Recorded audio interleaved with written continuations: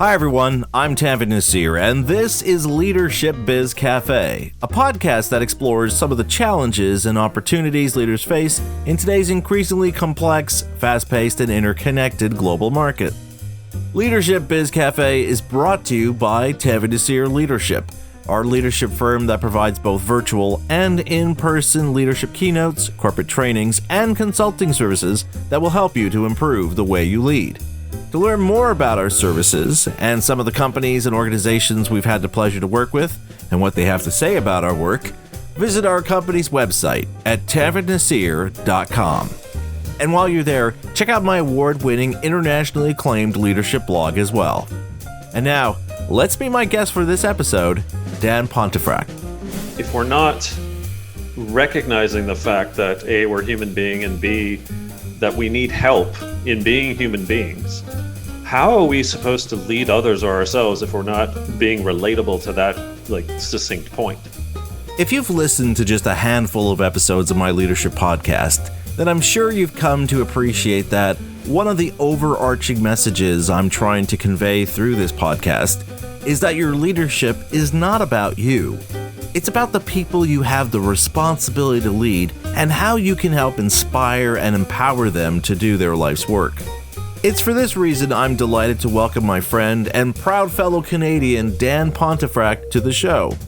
Dan is the founder and CEO of the Pontefract Group, a firm that improves the state of leadership and organizational culture. He's also an adjunct professor at the University of Victoria Gustavson School of Business and an absolute raving fan of the Canadian rock band The Tragically Hip. Oh, and Dan is also the best-selling author of 4 books, including his latest, Lead, Care, Win, which is what Dan and I will be speaking about today, and possibly some other things as well. Hi, Dan. Welcome to the Leadership Biz Cafe. I'm glad we finally got around to having a conversation on leadership here on my podcast. Oh my gosh, I don't know why it took so long, but you are always in my thoughts. You're such a curious, thoughtful writer, and here we are. It took a pandemic to bring our heads together, but I really thank you for the invitation, my friend. It's my pleasure. And just to bring our listeners up to speed here, Dan, you and I have collaborated on several occasions. You wrote a piece for my leadership blog a few years ago, and last April, you invited me to speak at your online event, Speak Aid, which raised funds for the Red Cross and Red Crescent to help with their efforts to aid those impacted by the COVID-19 pandemic. How much did that raise, by the way, Dan? You raised quite a sizable amount. Well, first of all, thank you for your volunteerism, because if the listeners here don't know, the speakers like Tanvir, who's amazing, donated their time, 60 minutes of raw gold. And through the other speakers of that week, we ended up raising just over $33,000, and one fat check went over to Red Cross, Red Crescent Society. So thank you, my friend. Oh, my pleasure. And, what a phenomenal job you did with that. And there's another reason why it was important for me to have you on my show here is because you and I are both Canadian, and we both went to McGill here in my hometown, Montreal, all of which is to say, my friend, that this was inevitable. It just couldn't be helped. See, the powers of be that said these two one day are going to be connected on the Biz Cafe. Here we are. Well, I do have my requisite cup of Tim's. This is supposed to be a virtual coffee shop chat, and I know this is going to be a fun conversation, my friend. Absolutely. I don't even know where we're going to go, but I know it's going to be fun. Perfect. So, Dan, before we dive into your book, I would like to ask you a question about the title. Now, the title of your book is Lead, Care, Win, with a period instead of a comma after each of these words. Now, I guess it's the writer in me, but I couldn't help but notice this punctuation choice you made as, for me at least, this makes me see these 3 words as verbs, as calls to action instead of a cascading series of steps. So that's my interpretation, but I'm curious to know how you see it and how you want readers to understand it. What an astute observation, Tanvir. It's really, honestly, you're the first one to come up with that question. And that's specifically why I decided to put the punctuation there. Also, as a sidebar, it is called Lead, Care, Win, but there was a running title. I was putting an S at the beginning of care and calling it Lead, Scare, Win, because that's how all leaders typically tend to operate. They scare their team to win, but we took the S out and went with care. It's just a little joke, so, so the punctuation piece. In my book titles, I like to sort of, I guess, push the reader to think through what the title actually means, so that it's not quite as explicit. And this being my fourth book, I tried to do that both with the punctuation and with sort of the order of the words. And some folks have questioned me, "Oh, Dan, you're the guy that says that there shouldn't be any hierarchy." No, I don't. I say there has to be hierarchy, but we could be flatter in the way in which we operate, a little more open in our culture. You got win in your title. Are you telling us that leadership is all about winning? Is it winning the bottom line? Is it winning in the revenue? Is it? No, actually, it's not. So the way I look at it is twofold. First of all, to your point, the punctuation there is to specifically call it the verbs. Each of those are verbs.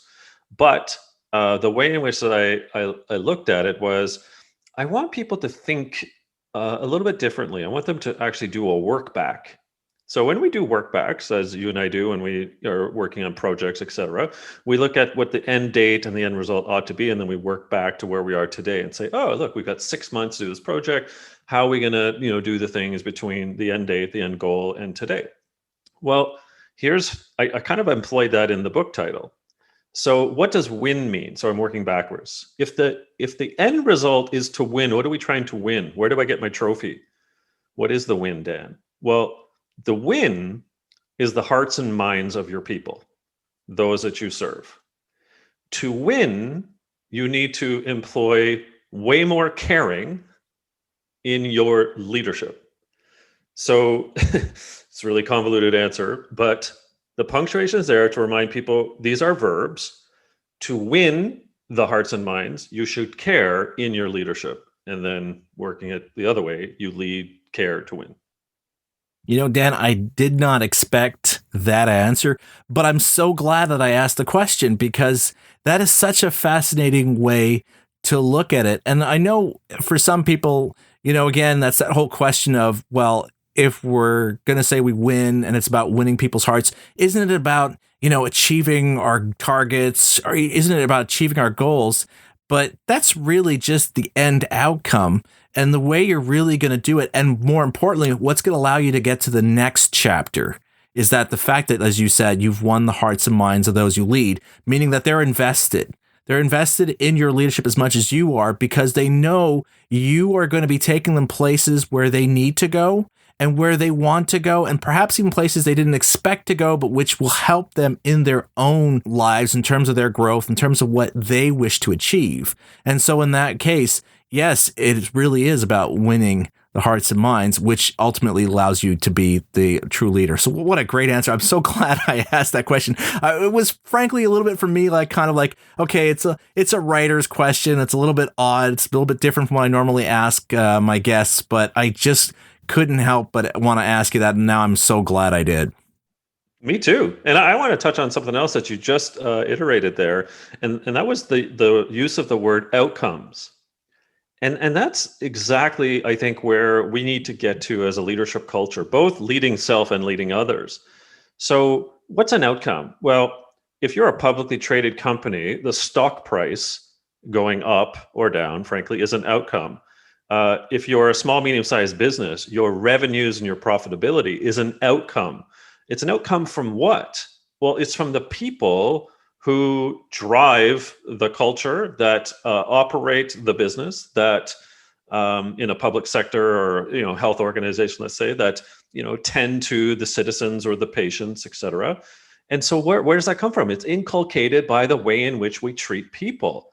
So if the way whether I've been at TELUS or SAP or elsewhere on this planet in these roles, I've always tried to urge leaders to look at the outcomes as, the metrics, the results of how you operate within the culture, within the leadership, within the psyche, if you will, of your team or organization. And you know what? I think you've given me the perfect opportunity to dive into one of the leadership lessons you share in your book, Dan. And the first one that I want to discuss with you is the lesson be relatable. And the reason I want to discuss this first with you is because of this line you write in this chapter: the more relatable you are, the better things will be. Now, what struck me about this line is how it reveals a key reason why we're seeing so much division and hostility over such trivial things as the necessity of wearing a mask to protect one another during this global pandemic. Now, fortunately, we're starting to see the end of the light of this tunnel, where we know wearing masks and social distancing measures will no longer be necessary. But this doesn't mean that this divisiveness will just magically go away. On the contrary, I unfortunately expect that it will simply move on to something else, unless we recognize, as you point out in this chapter, that all of us make mistakes. We make misguided assumptions, and our unwillingness to admit when we get things wrong and change our understanding of things or of people only serves to drive this wedge even deeper. Thankfully, I know, and I'm sure you've heard too from some of your speaking engagements, and as I've heard from some of mine I've done over this past year, is that many leaders are starting to recognize that how they see things and how their employees see things is becoming more and more out of sync. And I think their ability to recognize this is a result of the rise in remote working or working from home that is amplifying this discrepancy. So how do we ensure we're being relatable in our leadership, and why is the way we treat and view our mistakes so intertwined with it? Well, first of all, what a wonderful question. Each of us, you, me, and leaders, team members, are human beings. So let's start there. What does it mean to be a human being? Well, we have highs and lows. We have off days. We have great days. We have families. We have death. We have birth. We all go through the emotions of, what Gordon Downey used to say was our path to the waterfall. We're all on a journey to the waterfall, which is the metaphor for your life span, essentially. And so we're going to make mistakes. We're going to hopefully apologize for those mistakes. We have to own up to them. We don't know everything. Human beings are a finite resource in terms of what they can compute and hold in their brain. So if we're not recognizing the fact that A, we're human being, and B, that we need help in being human beings, how are we supposed to lead others or ourselves if we're not being relatable to that succinct point?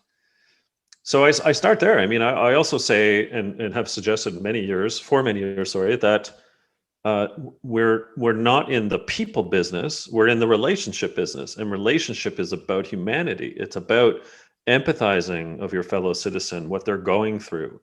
It's about sympathizing and doing something about it to help your neighbor, your team member, your citizen. And that is really the spirit of being relatable. Looking in the mirror and saying, I'm fallible, but then breaking that mirror, if you will, and saying, I don't just want it to be about me. There are other human beings in which either look up to me, or that I'm trying to foster relationships with. So what can I do to be human in both the resurrection and the nurturing of those relationships?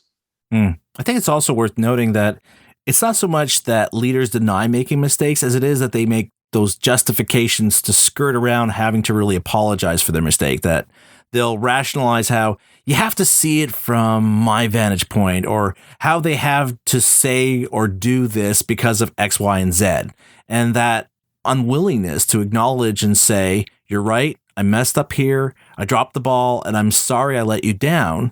I think it's in part a self-protection reflex, but I also think it's a part of a scarcity mindset. That, to go back to your description of your title about the win, that for one of us to be right or to win, one of us has to be wrong or lose. And when you see things from that vantage point, frankly, I think everyone loses because you're not going to inspire and get the best out of those you lead, which is why I loved your explanation, because now we're seeing win not so much in that scarcity mindset of you're going to have to sacrifice something for me to get that win. I'm going to have to demand this of you, and you're going to have to accept that I'm not going to apologize for whatever I have to do to get you to do that because I need it to win. Whereas now, if I'm thinking about it more in the context of I'm going to apologize for those mistakes because the win is not about me being right. It's about making sure I'm doing right by you, that I'm winning your hearts and mind. Oh, That was a better answer than mine. I was just working off of what you just said, Dan. Well, so if we look let's add to it. One of my favorite words ever is compromise, and compromise really is obviously the makeup of two words. It's the togetherness of a promise. So that's com, which is together, Latin, right? And promettere, it's promise. So if we're together in the promise of doing something, of achieving something, of recognizing each other's differences, that's us coming together. And as opposed to the echo chamber of what I believe to be right for us to win, without stepping up out of that proverbial foxhole and saying, "Hey, what's on your side of the human equation here? What are you feeling? Can I appreciate and understand your side, if you will, better than I do now?" That's also another relatability skill, is compromise. It's coming up together and saying, "What's the promise of us to move forward?" Nice. I like that. And, Dan, I'm just thinking here, I'm wondering how many of our listeners might be smiling at the fact that here are two Canadians talking about the importance of leaders owning up to their mistakes by saying sorry. we're really living up to that Canadian stereotype, eh? Hold on, my mouth is full with a donut. Let me just swallow.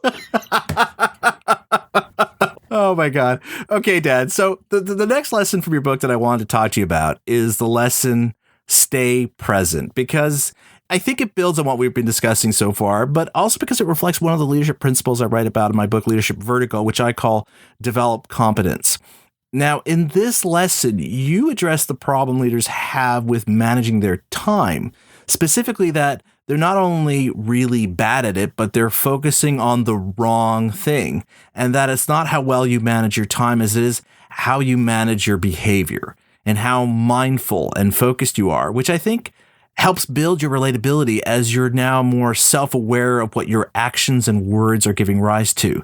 So how do leaders make this pivot, Dan, from worrying about managing their time to being more intentional about managing their behavior in terms of how present they really are? Well, I mean, first of all, there is no such thing as time management. And I think I say in the book something like time adultery, perhaps. And that's my point, is that, it's a behavior. You have to take a look at how you're behaving with the allocation of your 168 hours a week. I mean, that's the one true promise that we all are given each week, is we have 168 hours. What are you doing with it? And so, when I'm have the pleasure of and very humbly working with leaders and executives, et cetera, one of the first things I'll often do is ask them, can I see your calendar? And, under NDA, it's like, I get that part, but I asked them, I said, so, and inevitably, Tanvir, what you see in Monday to Friday is back to back to back to back to back to back to back, right? And it seems to be either 30-minute meetings or 60-minute meetings. They're never 20 or 45 with breaks in between just to collect their thoughts. There's never, me time, as I call it, at least, which is the preservation of time for yourself to think, compute, ponder, marinate, relax, even maybe go for a walk. So we tend to use Google Calendar, Apple, Outlook, whatever, and we just look at it and like, oh, let's fill it up. And I don't see that when I analyze the calendars. I don't see that for the most part being very analytical use of time, because there just tend to be meetings. And yes, I'm not naive enough to suggest that you don't have one-on-one meetings and that you shouldn't have those. Those are great opportunities for coaching and mentoring, et cetera. Look, I get that. But when I ask the next level of time audit, have you audited, how you're using those meetings? Like, do you have any sense of how many one-on-ones you have? Do you have any sense of how many project meetings you're in? Do you have any sense of how many, executive level meetings you've got on your calendar to prepare for the next executive? Like, no one seems to actually look at the calendar and say, yeah, I'm completely well up on how I'm spending my time. So I say, look, To stay present is actually you analyzing your behavior. But then if you're so privileged to lead others, Tanvir, you really have to then go to the next level and say, well, how am I going to audit? I know it's a strong term, but that's the point. How am I going to audit the team to understand how they're using their time? Because a caring leader will know, the balance or the lack of a load balance on the team. They'll know how much time they're spending on overall projects. They'll know how much time that they're working with customers or whatever the case may be. And if that leader doesn't know, then they're just essentially trickle downing their own lack of time behavior, and it just creates this festering preponderance of time mismanagement, quite frankly. Dan, I'm so glad you brought up this idea about me time. This is something I've also shared with leaders in my workshops and in my keynotes, where I talk about the importance of making time so you can build your self-reflection, your self-awareness. And it's something I've been advocating for years, but this year it really made it crystallize just how important it was, because with the lockdowns that we experienced here in Montreal in the spring, suddenly we were all home. I mean, I was still having to work from home. Everyone was trying to work from home. My kids were trying to do their schoolwork from here. And yet suddenly I would be having a call with this client. I'd have a meeting with this team and so forth. Normally there would be the travel time, right? And the travel time in that process, I would allocate time that was my time. That would be time for me to collect my thoughts. It would be time for me, the things that came up in previous conversations that I wanted to touch base on and so forth, and just to make sure I was present. Now it's just, I click a button and boom, my Zoom call starts. I close it, I start the next one, and there's no time for me to collect those thoughts. And it's only once you lose it, because I've always had this challenge with leaders saying it's so hard for me to your point, Dan, of the agendas being so full. I don't know where I can stick this in my day. And I say, look, you have to understand, this is like having a meeting with your most important client. If you had a meeting with your post client, you're going to shuffle things around to make space for it. This is what you have to do here.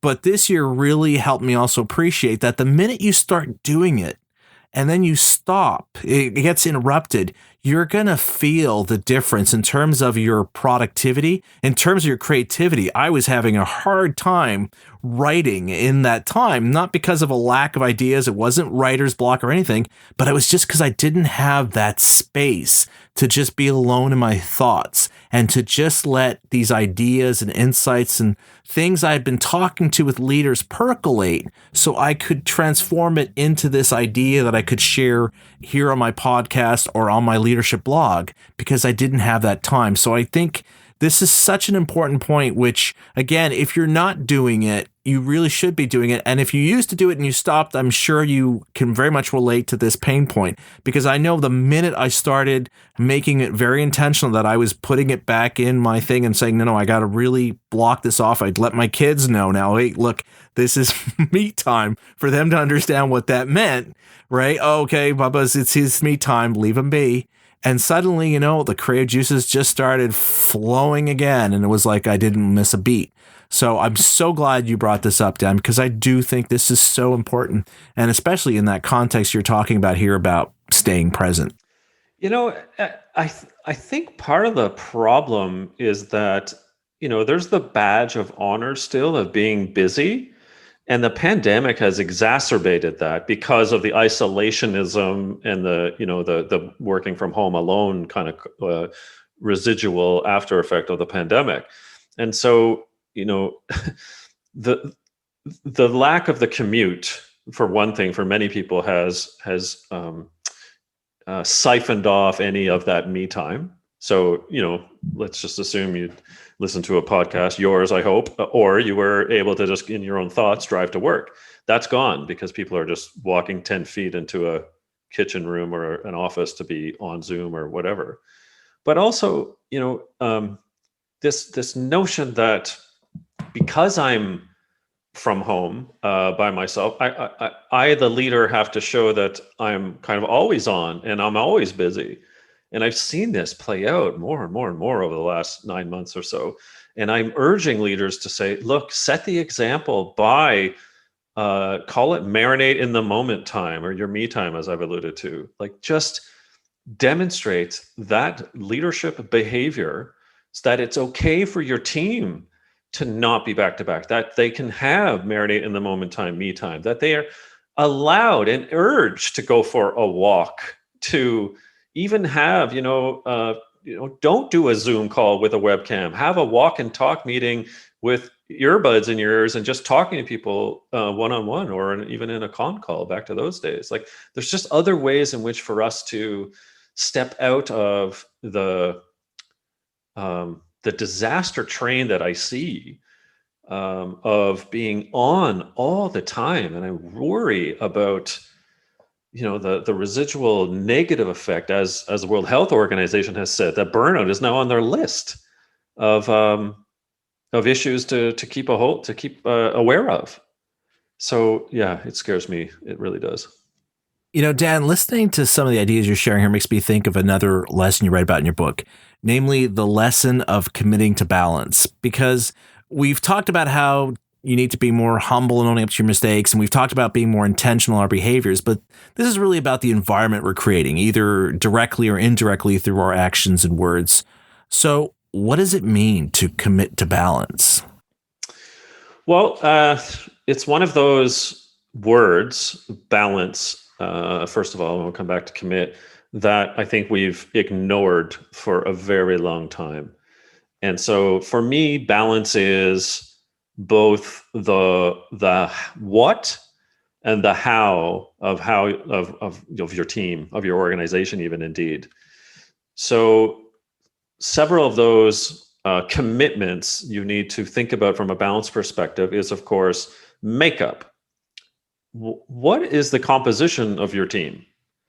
Is it of one singular ethnicity, one singular gender, one singular mindset, one singular age, one singular socioeconomic status and background? Like, you just really have to take a look at the composition these days. And even if it's starting with your team composition, fine. But also, when you're thinking about leaders who are more senior, about team composition for enterprise-wide projects or team-wide projects, et cetera, are you balancing, if you will, men and women of whatever creed and background, et cetera, in the composition of those teams? Because you know as well as I do that when we have differing opinions, when we have differing mindsets, that is great when it comes to end results, camaraderie, chemistry, new ideas, innovations, thinking about those are from differing backgrounds that might not be of the majority. That is fantastic for not just the culture of the team, but the end result of whatever it is the team or organization is working on. And that sort of lends itself to the point I make about like in stock portfolios. I hope people don't invest in one stock. It's a pretty horrific strategy. No doubt you'll end up over time not doing as well as you might as when you would have diversified your stock portfolio. Now, human beings aren't stocks, but the point is, if we're thinking about that more balanced composition, we're including much better ways in which to say, oh, that's right. I've never, ever asked First Nations or Indigenous folks for their opinion on this matter. I think I should now. And I might not have First Nations employed at the organization. I'll work on that. I will. But at least maybe I should now start asking for their opinions and ideas outside of the company before we go and make decisions. And then you can kind of get into other aspects, Tanvir. Then you start saying, well, actually, have I committed to, a recognition strategy? What is a recognition strategy? Am I recognizing people? Now, if I am recognizing people, do I have a bias if I'm, say, a white middle-aged man, that I'm only recognizing white middle-aged men? And being very truthful in the mirror of that analysis and saying, well, how is this organization recognizing people? Do we create groups in which we can recognize their differences from what is maybe, quote, the norm that we've been used to all the time? It's a difficult lesson.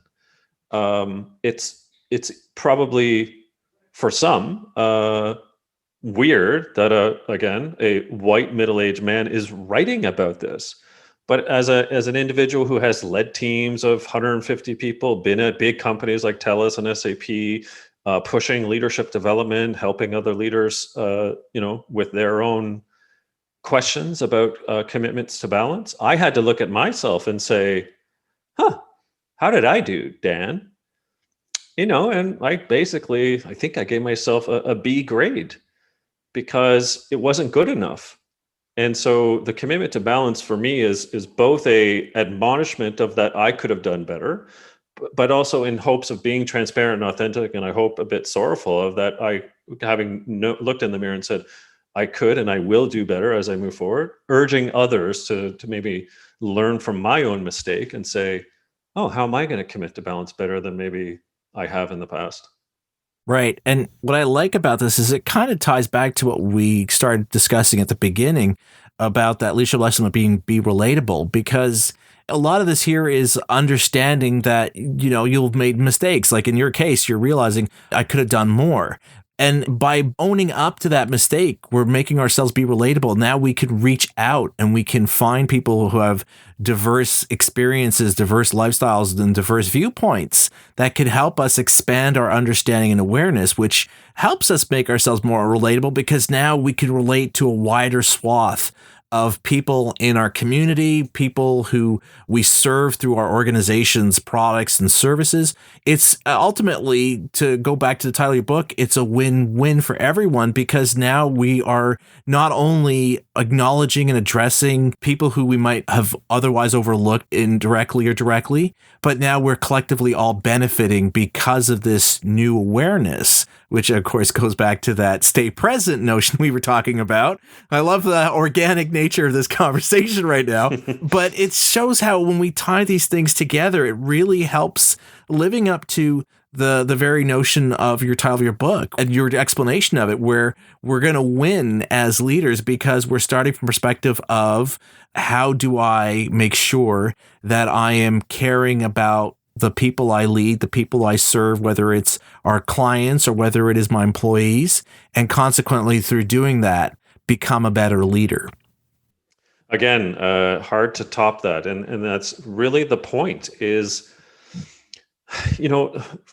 leaders of others are in a very privileged position of setting tone, inculcating that sense of team, how we will operate as one, because ultimately we hopefully are operating as a team. And when that leader does not pay attention to the balance of the team because they are too busy, to your point about stay present, that they don't think it's an issue, so it's kind of like lift up the rug and slip it under there and put the rug back down, like nothing to see here. If anything of this pandemic we can learn from, it's that leadership matters. And when we come out of this, whatever it is, I hope that let's sidebar here for a second. Let's for anyone in the world, but particularly some of the U.S. listeners. I mean, whether it's Breonna Taylor or George Floyd, the civil issues and unrest that seemingly kind of woke up a lot of folk, in April, May, June of this year. I don't want that to be lost. It's just not a moment. It's that we need to do something about it.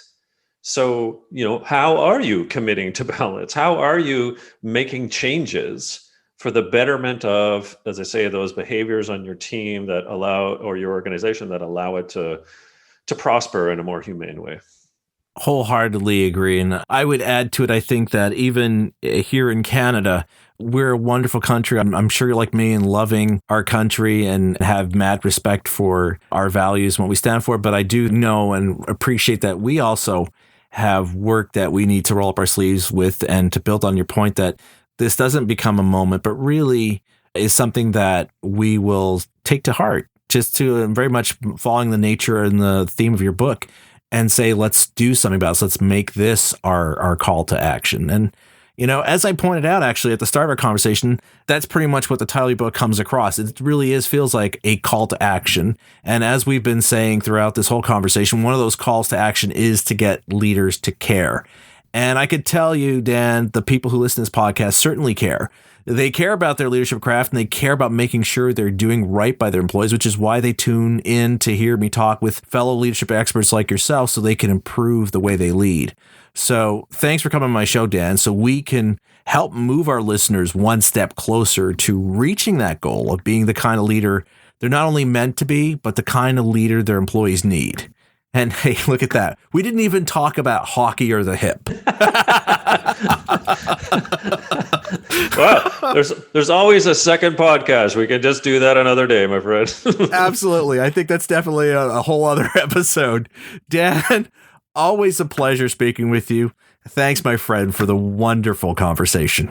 Thanks for the invite, but really right back at you. What you do for so many different leaders, teams, individuals, you're a true treasure in this country of ours. And I know the world enjoys you over. So thank you for that, my friend. Very, very kind of you. Back at you, my friend. One of my favorite things to do is being able to showcase the talents and insights of people in the leadership sphere who I'm also honored to call my friend.